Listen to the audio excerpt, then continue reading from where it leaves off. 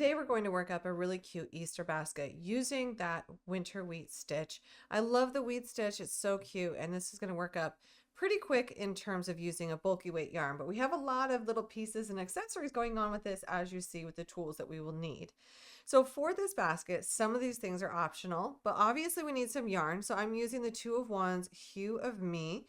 This has a great color range, and I love the thickness of it. It's a 5 bulky. So this is artichoke, and then we have, I believe, our salt. We have the salt color.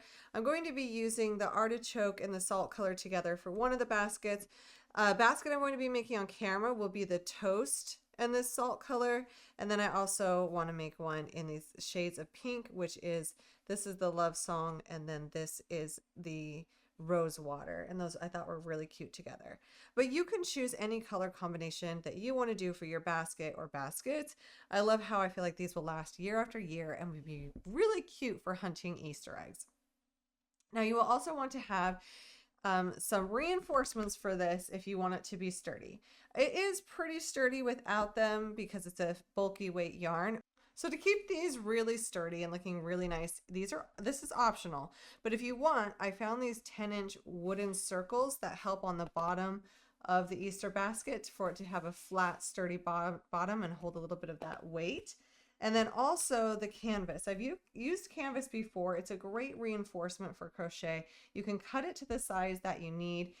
For this canvas, I found it really long, but it wasn't long enough for it to go all the way around the circumference of our 10-inch diameter. So I have 1.5 piece of these. I cut one long strip, and then I have another half piece, and I'll join these together. That's a nice thing about canvas. You can simply sew through all those little squares, and I'll make the correct diameter for the inside of the basket to reinforce it. This is optional. It is a pretty sturdy sided basket because it's going to be a double layer. You'll also want some stitch markers for sure. If you have sewing clips on hand, those will help when joining the base of the basket to the sides, but you don't have to have them. You can also use your stitch markers for that step as well. You'll want a yarn needle to weave in those ends, scissors to fasten them off. Of course, we need a crochet hook, and today I'm using the size 6mm. This is the size J, and this is from We Crochet in their dots line. And then a pom-pom maker for the tail. You can also use a faux fur pom-pom if you don't want to make one, but if you want to make one, I went with an extra large one I picked up at Joann's years ago, and I'll also put a link in the pattern for an extra large clover one I found online. Then crafting wire for the ears and the handle. I really think this is cute to make them stand up and be quite perfect. This one I found online, the aluminum, I didn't like it as much as the copper. So I've linked the copper because I feel like that one had, even though they're both 16 gauge, the copper was a bit more sturdy than this one. So I've tried a couple of those. And then when we're working with wire, we need a way to cut it and bend it. So these scissors I guess these are wire cutters, are really nice. It's kind of a multi-tool because we can cut, we can clamp down, and we can grab with these pinchers and bend it. So I put a link for this style of jewelry. Really, it's a jewelry wire tool in the link as well. So let's go ahead and get started. We'll be getting started by making the bottom of the basket, then we'll make the sides, and then we'll just add those accessories, the handle, the ears, and that cute fluffy bunny tail. Now to get started with the Easter basket, we're going to make the base, and then we'll set it aside while we make the body. We're going to be working this in the round, so if you want a stitch marker to keep track of your rounds, feel free. And we're going to go ahead and get started by creating a magic ring, or it's also called a magic circle, and chain 1, just so that we get that started off nicely. Now we're going to be working inside the ring for this. I'm going to start with what's called a stacked single crochet. I'm going to enter into the center of that ring, yarn over and pull up a loop, yarn over and pull through 2. We're going to go through this left bar. We're not done with this stitch just yet. We're going to go back through that left bar, yarn over and pull up a loop, and yarn over and pull through 2. And that is the first stitch in the round. This is called a stacked single crochet, and you will want to mark that so you can keep track of that first stitch, because it's really easy to mistake this side of this as a stitch, but it's a great starting stitch to get the perfect height. Now we're going to double crochet 9 into the circle. So at the end of round 1, we will have a total of 10 stitches. Now, once we have 10 stitches, we can take our tail end here and we can pull that to close that magic ring. You can always tighten it down and weave it in later. And now we're going to join to the first stitch of the round. So we'll move our stitch marker and join. Then we're going to be working into the first stitch of this next round by doing a stacked single crochet. And then working into that same first stitch, we are going to double crochet. And now in the remaining stitches around, we are going to work 2 double crochet stitches into each of the remaining stitches. We'll keep doing that all the way around, 2 double crochet stitches into each stitch. This will increase our stitch count from 10 to 20 stitches at the end of round 2. Now at the end of round 2, we will join to the first stitch of the round. You can always tighten down that magic ring, and if this is driving you nuts, go ahead and weave it in now. I might do that. And then starting in the first stitch, we're going to do a stacked single crochet, and then double crochet in the same, and then double crochet 1 in the next. So this will be the repeat for round 3. We'll do 2 double crochets in the next, and then 1 double crochet into the next. Each round is going to be increasing by 10 stitches, so at the end of round 3, we will have a total of 30 stitches. So work that repeat all the way around. Now, at the end of round 3, we will join and start round 4. We're going to start all these increasing rounds the same way. We're going to do a stacked single crochet and double crochet into the same. And now we're going to do a double crochet stitch into each of the next 2 stitches. And then this will be our repeat around. We'll do 2 double crochets into the next, and then double crochet into the next 2. And at the end of round 4, that will give us 40 stitches. And now I'm going to do round 5, 6, 7, and 8 off camera. There's 8 total rounds here. And when we do the next round, round 5, we'll do 2 double crochet stitches, double crochet into each of the next 3.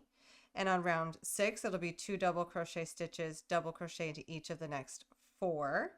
And on round 7, it'll be 2 double crochet stitches, double crochet into each of the next 5. That's our repeat. And then for round 8, it'll be 2 double crochet stitches, double crochet into each of the next 6 stitches as the repeat for round 8. And at the end of round 8, you will have 80 stitches. So now I've done 8 total rounds and we have 80 total stitches, and we can go ahead and fasten off. Notice I have not joined yet for this last round. I'm going to fasten off and I'm going to do an invisible join here. We're going to be setting this piece aside. So I'm going to be finishing it off, and my favorite way to finish off is to do an invisible join. So I've grabbed my yarn needle and we are going to get right to it here. Now, when it comes to an invisible join, we want to take our needle past the first stitch and into the second as if to crochet it. And then we're going to pull that all the way through. And then we're going to go back down the last stitch that we worked in this round.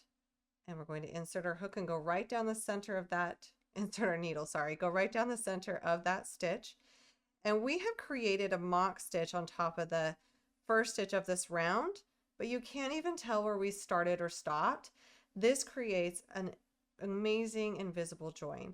And we can go ahead and weave in our end now. We have not added any stitch counts. The stitch count is still 80, and we can weave in our end, and then we're going to set this base aside for later. Now we're going to be working on the body of the basket. This will have those gorgeous wheat stitches. This will be worked in rows, and then it will be joined, our first row with our last row, to create that circle, but we'll be working it in rows. I'm going to go ahead and create a slip knot and place that onto my hook. And to get started, we are going to chain 25. Now after chaining 25, we're going to start in the second chain from the hook, and I like to work in the bottom humps that's underneath that V for this very first row, and we are going to single crochet. You can mark the first stitch of the row if you need to, but we're going to continue to single crochet into each stitch across, which means since the first one was our turning chain, we will have a total of 24 stitches at the end of this row.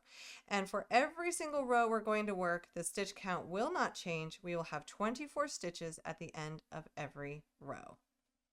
Now for row 2, we're going to turn our work, chain 1, that's a turning chain, will not count as a stitch. And now we're going to be single crocheting across, but in the back loop only for each stitch. When we look at the stitches on the top, we have the V here, and we normally would insert underneath the entire V, so both loops.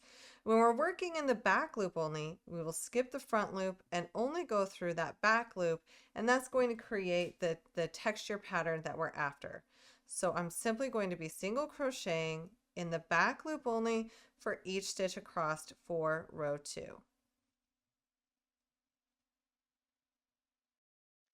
Now for row 3, we're going to turn our work and we're going to single crochet in the back loop only for the first 13 stitches in this row. After working the 13 stitches, I'll come back and show you how to finish out this row. Now that we are to the last 13 stitches of this row, we are going to be doing those modified puffs. We're going to skip the next stitch and single crochet into the next.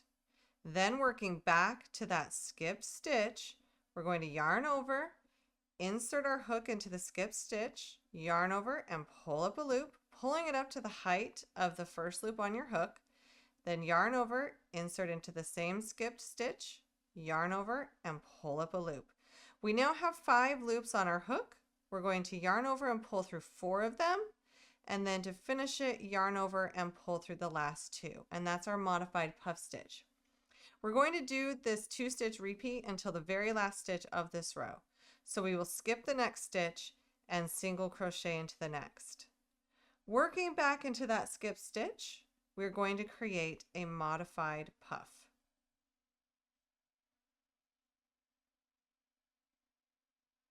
And then keep working those 2 stitches until the last stitch of the row.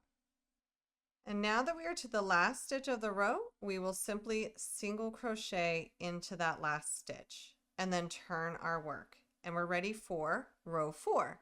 We'll chain 1, single crochet into the very first stitch of row 4. Then we're going to do those modified puff stitches again until we get to the last 13 stitches of this row. So we're going to skip a stitch and single crochet into the next. Working back to that skipped stitch, work that puff.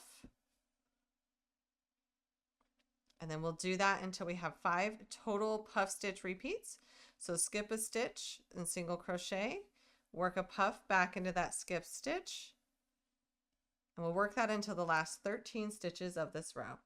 Now for the last 13 stitches of the row, we will simply single crochet in the back loop only for those last 13. Now for the next rows, for rows 5 and 6, those are going to be the same. They're going to be a single crochet in the back loop only for every single stitch across. So we'll chain 1 as our turning chain, and in the back loop only, single crochet every single stitch across for rows 5 and row 6. Now after doing rows 5 and 6, we're going to turn, and for row 7, it's a repeat of row 3. So we will single crochet in the back loop only for the first 13 stitches, and then we're going to do that modified puff stitch repeat until the last stitch of the row. So now that we have the last 11 stitches, we're going to single crochet after skipping 1 and then do a puff stitch in the skip stitch.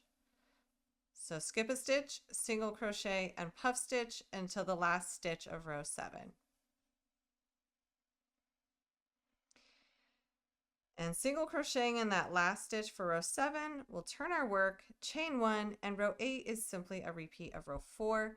We are going to single crochet into the first stitch, then we're going to work that modified puff stitch repeat until the last 13 stitches of this row. And then when you get to the last 13 stitches, those will be worked as single crochet in the back loop only. So there will be 5 puff stitch repeats. You're going to see 5 puff stitch sections every single time that you're working those puff stitches. So we're working 2 stitches to complete that, but you'll see 5 puffs if you're counting those out to make sure that you've worked enough puff stitches. So now we've worked rows 1 through 8, and we're going to be repeating rows 5, 6, 7, and 8 again and again until we have a total of 68 rows. Now this will be all in all, when you're looking at the 4-row repeat, it'll be 17 sections of those 4-row repeats. That's kind of an easier way to count it. And you will be ending on a puff row. So we're just going to keep doing the rows 5 through 8, repeating it until we have a total of 68 rows, and then come on back. Now that we have created all 17 rows, we are going to go ahead and join these ends together by folding them in. And now I have the wrong side facing out. The right side is facing each other on the inside, and we're going to join our current row with our last row. To do this, we will chain 1, and then we're going to go through the first stitch of our current row, and then we're going to go to the first stitch of the first row we did, and then we will yarn over and slip stitch those together. So once again, we'll go through our current row, the first row, yarn over, and slip stitch together. We're going to do that for each stitch all the way across. Now that we have slip stitched through all of those, we are not going to fasten off. You can kind of take your hook out for a minute, make that a bit longer. We're going to be flipping this now so that we have the right side facing out. So once we flip that, you can barely tell where our seam is, and we're ready to attach this to the base. So we're going to bring the base of the basket back in. Now the easiest way to attach this, because we will be working around the bottom edge of this body and then each stitch along the base, is to pin it in place. Now this is where you can grab your stitch markers, or you can grab those fabric pins, and we're going to be pinning it in place evenly all the way around. So you just want to start by placing your first pin or stitch marker, and then go directly across. So we want to make sure that this lines up, that we don't have any, that the fabric lines up nice and neat, that it touches on all sides and it's evenly around. So I'm going to go straight across from the first one, making sure everything looks good. And I'm going to pin the opposite side on the other side. Now I'm putting the base right side on the bottom. You can have this either way. It doesn't make a big difference. It's going to sit on the bottom anyway. And then you'll want to do this on each quarter of it. So we're kind of creating 4 quadrants here of keeping this even all the way around.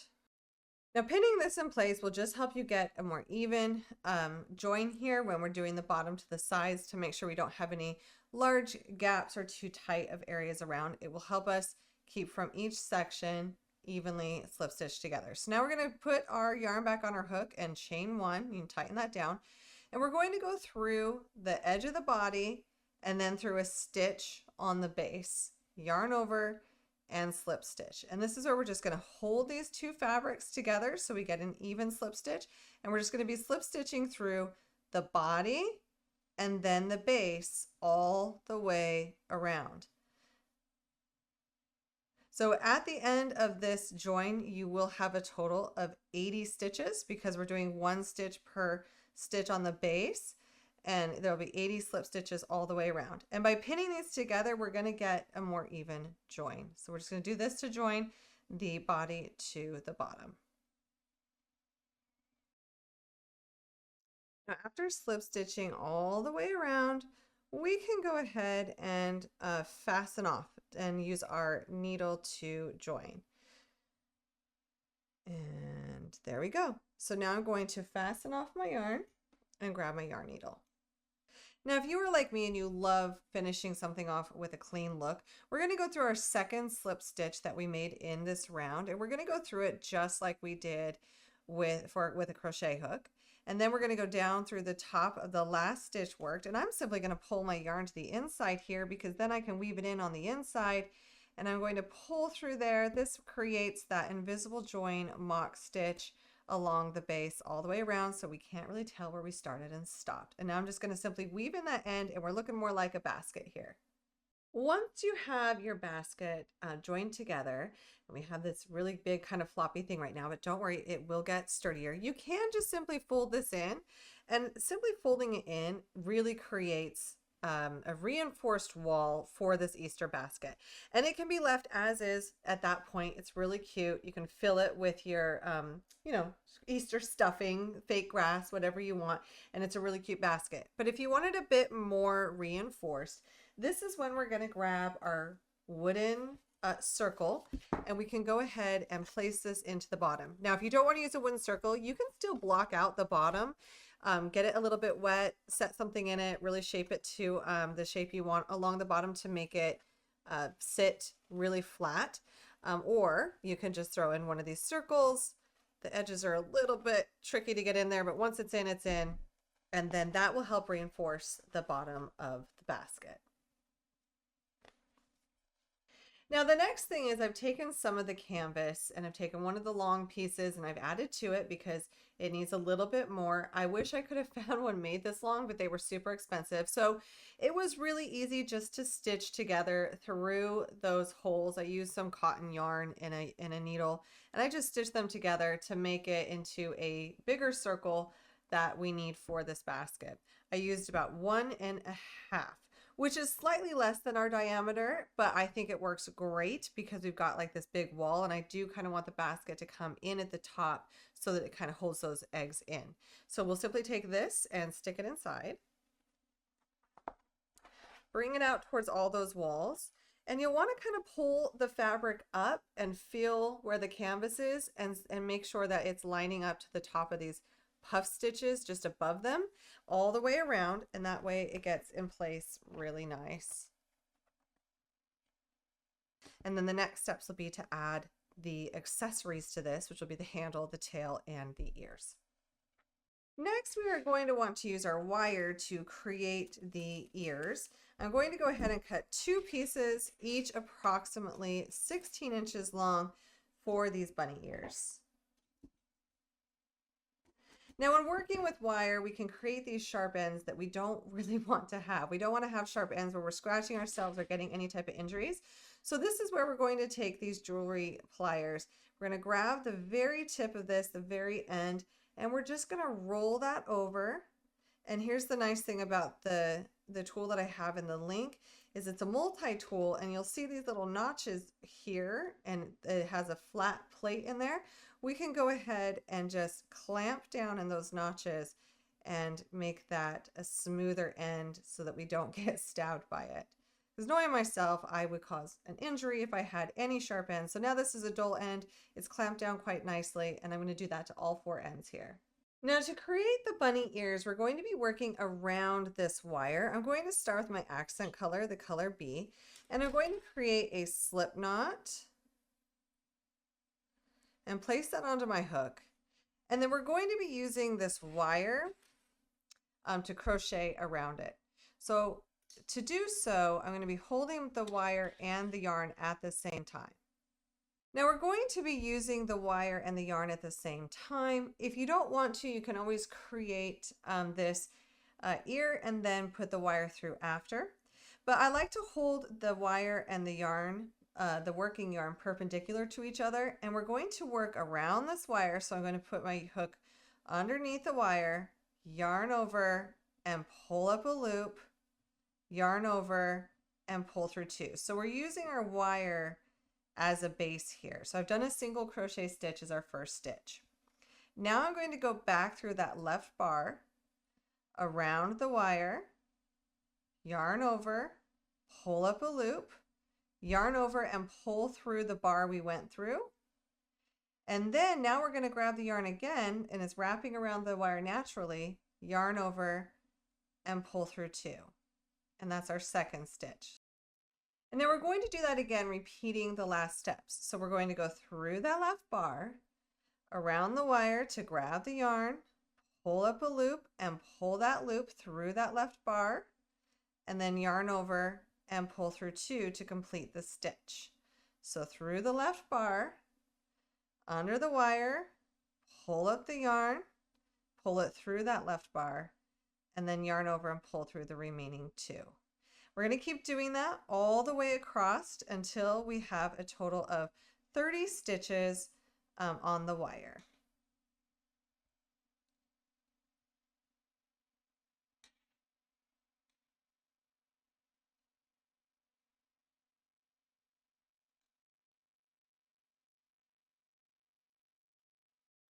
Now I have stopped with my very last stitch before the last yarn over, and I'm going to do that with my new color, so our main color, and we have 30 stitches on this wire. Now if this is super frustrating to work around this wire, you can foundation single crochet 30 stitches and feed the wire through later, and you don't have to work around it if you don't want.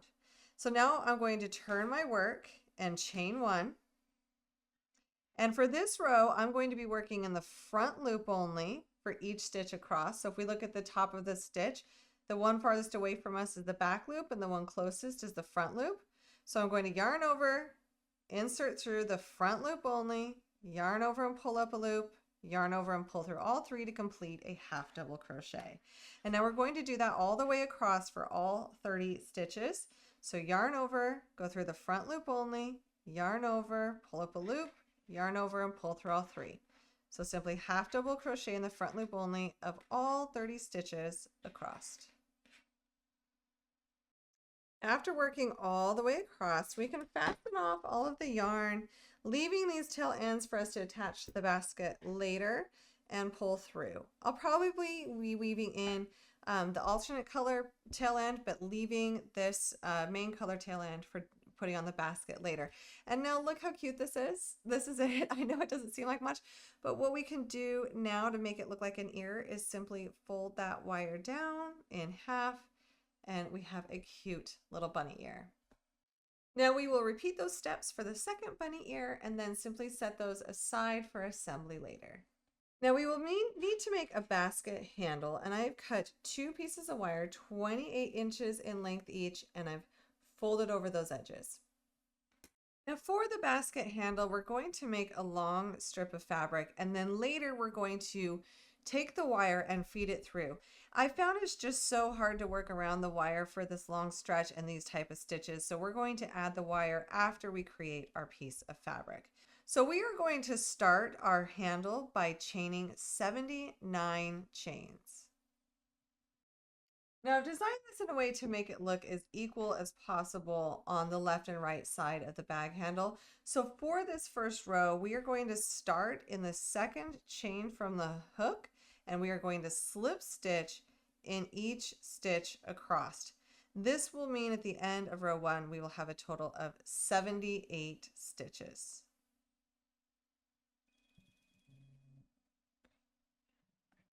Now after slip stitching all the way across, we are ready for row 2, where we will chain 1 and single crochet into the first stitch of the row. And now we're going to start that puff stitch repeat. We're going to do a single crochet after skipping a stitch, and then work back to that skip stitch and work that modified puff. So just as we did on the basket body, we're going to work this all the way across until we get to the last stitch of the row. So skip a stitch, single crochet, work back into that skip stitch with a modified puff. And then when we get to the end of the row, we will have 1 stitch left. Now that we've worked all the way across and we are to the last stitch of the row, we will simply single crochet into the last stitch. And now we're going to be repeating that row 1 more time. So we'll chain 1, single crochet into the first, skip a stitch, work a single crochet, and work a puff stitch back in that skipped stitch. We're going to work that all the way across until the last stitch of the row. Now that we are at the last stitch of the row, we'll simply single crochet, and then we can fasten off, and we'll just use the wire to make this stand up, because without the wire we're not going to have a handle that will stand up. If you don't mind and you don't mind having a handle that sits more inside the basket, you won't need to do the next steps, but if you want one that has a bit more shape and sturdiness, we're going to add that wire. Now this side, the last row that we worked, that is the right side of our work. So I'm going to do it on the wrong side here, although it really doesn't matter too much. I just like the way this side looks with these stitches flowing down each edge. This one looks a little bit different. So this is the wrong side, and I'm going to go ahead and grab the wire, and we're just going to feed it through some stitches along this edge all the way across here. So we're going to feed through those edge stitches, looping them around, and we'll keep doing that all the way across. And this will add that sturdiness to each side. So we'll do 1 wire on one side and 1 wire on the other side.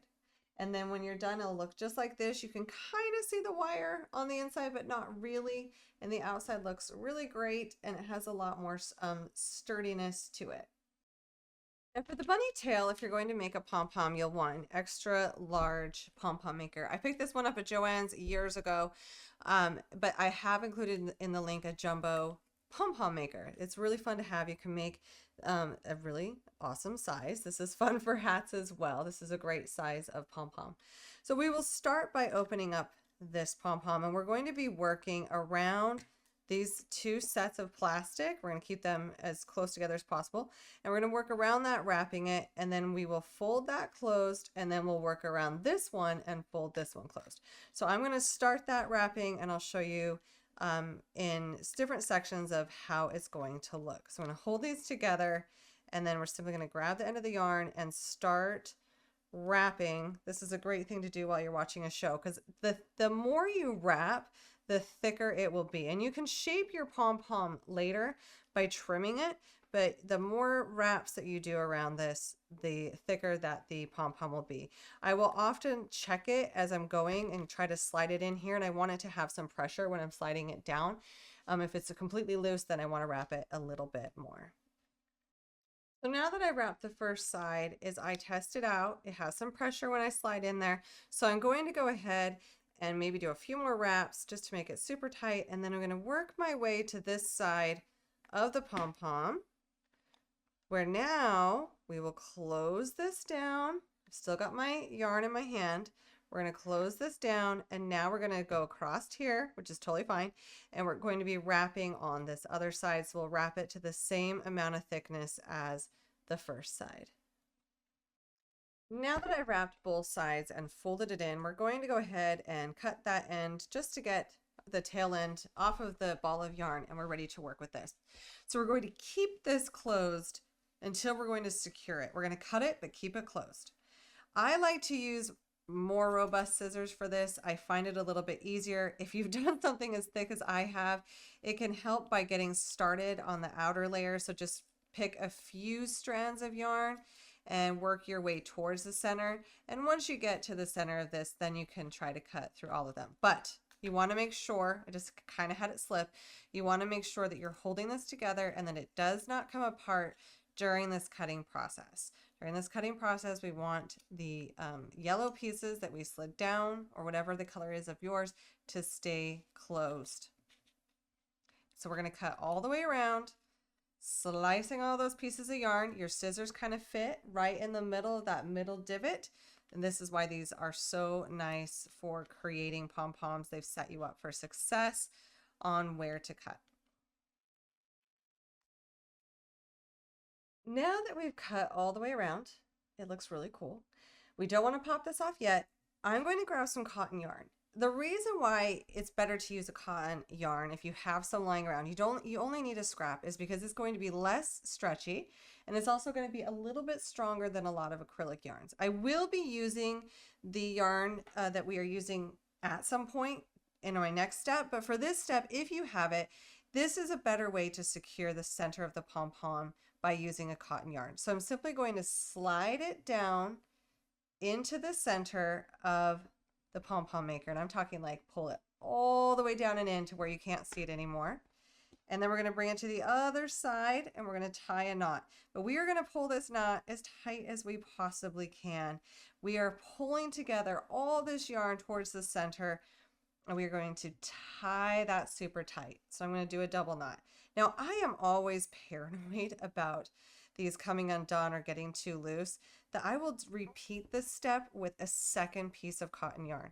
A lot of times I think when you do your first one, you started to secure it in place, and then you can get it just a little bit tighter by doing a second one. But it's completely up to you if you want to take that extra precaution. Call me paranoid.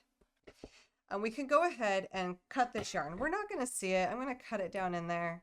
It will hide. We won't know that that cotton yarn is in there. And then we're going to take a longer piece of the yarn, the Hue and Me bulky yarn that we are using for this project, and we're going to do the same thing, but we're not going to be cutting this. We are going to be leaving these tail ends so that we can attach it to our basket later.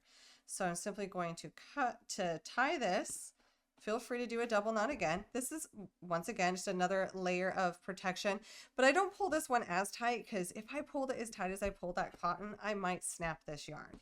And then cut the other end about equal, and this we will use later. So this is going to stay attached to our pom-pom, but now everything is secured inside of here. Our pom-pom's not even yet, but it is ready to pull off of the pom-pom maker. We're simply going to take these sides and flip them up gently. Don't rush it. We don't want to pull anything kind of weird. And we're going to flip them up and out. And then we're going to do that again to the other side. We're going to flip these up and out. And now this will simply come apart. We're going to pull apart that pom-pom maker. You can put it back together later. And now we have a fluffy pom-pom. This is where we start shaping it. So we've got some long pieces, we've got some uneven pieces because it's not a perfect circle. So I like to hold on to the strands that we are saving for later because this will go up against the bunny, and we can hold it and then grab some scissors and have some fun pretending to be a hairstylist. Hopefully you have decent cutting skills. And we're gonna trim this to be the perfect circle. I'm just kidding. We're not trimming the perfect circle. That's not something I can do. I hope you can. But I'm going to even it up as best as possible, taking down some of the sides to get them more even to look like a round bunny tail. Now remember, bunny tails aren't perfect, so this doesn't have to be perfect either. Just shape it up wherever you want to, and then your pom-pom is completed. Now, after you have all of your pieces ready, it is time to do an assembly. I already have one set aside ready to be assembled, so we're going to work on my pink one for assembly, and let's get started on that. So next we will be attaching our ears. I've already attached one to show you where we are headed, and now I'm going to do the other one. Now, if you have the canvas on the inside, we can use that to tack the ears to, but if not, you can always use the fabric on the back side of the body. We're going to take the ears with the wire. They're probably a little bit long, but I'd rather go long than short. And sometimes a long wire does help them stay upright a little bit better. It's reinforced with a longer base versus a short top that may flip back and forth. So you're going to decide where you want to place your ears on the basket, and you'll want to do it the placement right next to the ears that you previously had put on, or if this is your first ear, plotting out where you want to put both ears, making sure they're going to hit about the same height. And then we're simply going to take the wire and insert it in the space that we want in through that fabric and push it all the way down. And now it's coming out the back. And this is where we're going to use our yarn needle and these extra strands, and we are going to tack this into place so that it can't be pulled out, so that it can't wobble around as much, and so the ears are secured. So we can do this in a couple ways to make sure that this is really set. We're going to weave around the front here, and we're going to grab some fabric, and we're going to make sure that we've attached that to the body fabric so it sits in place next to the ear that it will be next to nicely. And then we're going to take this end and we're going to go straight through this fabric, and we're going to do the same on the back. Now on the back, if you want, you can weave through the canvas to attach it.